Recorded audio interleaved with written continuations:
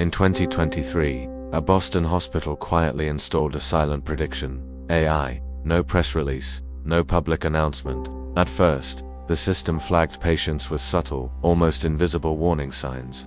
Doctors, relying on years of experience, were skeptical.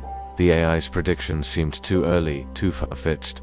Then, the alerts started coming true. The system wasn't just guessing, it was seeing patterns hidden from the human eye, predicting sudden cardiac events with chilling accuracy. Teams scrambled, not because of what they saw on their charts, but because of what the AI had warned them about. Interventions were made just in time, pulling patients back from the brink. It turned out this AI could predict heart failure a full 18 months before any doctor could detect it. AI isn't replacing doctors, it's saving lives. Follow for more true AI stories.